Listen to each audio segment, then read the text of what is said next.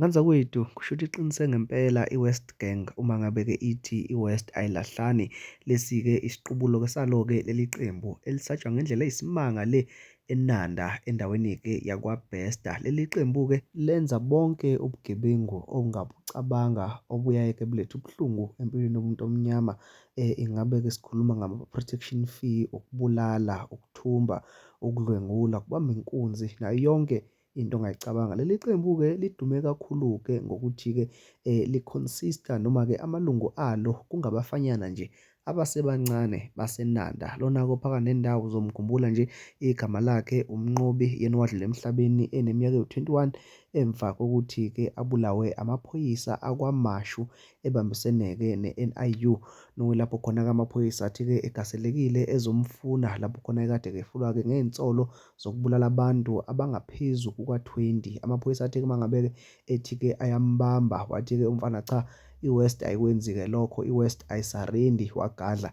Hawu, amaphoyisa-ke bese emshaya ngenhlamvu emthela phansi othulini emini-ke kapa. Bese kuthi-ke nangu lo omunye ofake isigqokwana esimnyama nejakhethi engathi-ke limnyama, naye futhi-ke ogama lakhe uMnqobi, okwaba uyena owathatha-ke iy'ntambo kulo Mnqobi-ke ofake isikibha esibomvu uma ngabe-ke edlule emhlabeni.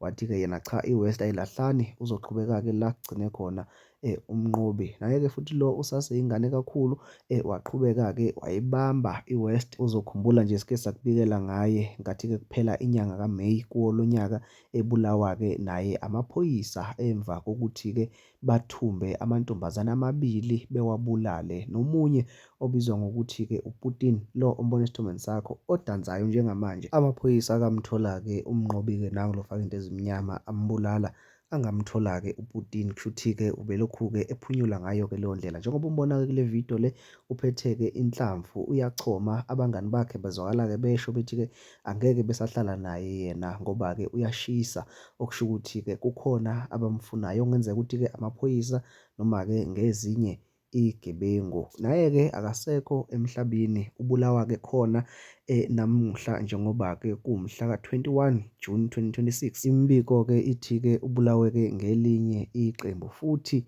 lemgulukudu yangakhona le eNanda kwaBesta. Kuthiwa-ke udutshulwe ekhanda wabeke eseklabhwa-ke nangocelemba, kwenziwa isiqiniseko sokuthi-ke akavuki. Labafana-ke bobabili, yena-ke uPutin lo ofake ivesti emhlophe kanye-ke nalo omunye ofake-ke ezimnyama, bashona nje ngokulandelana. Cishe-ke akukapheli ngisho nenyanga kushone-ke omunye. Bobabili vele bebekade-ke sebefunwa-ke elinye iqembu. Kahle kahle-ke i-West iyodwa isiqala ukuvukelana ngoba-ke nje bobabili labafana bake bafunwa-ke elinye futhi iqembu layo imigulukudu ehlubuke kuyo i-West yayikade-ke izama ukubabulala. Yingakho-ke bagcina bethumba la mantombazane amabili bewabulala ngenxa yokuthi-ke babekade bewasola ngokuthi-ke ayizimpimpi. Namhlanje-ke abasekho emhlabeni bonke labafana obabona-ke esithombeni sakho abayingozi kakhulu emphakathini waseNanda. Kuthiwa-ke umphakathi wenza ama-braai namhlanje, uyagiya, wenza konke ongakucabanga ukukhombisa-ke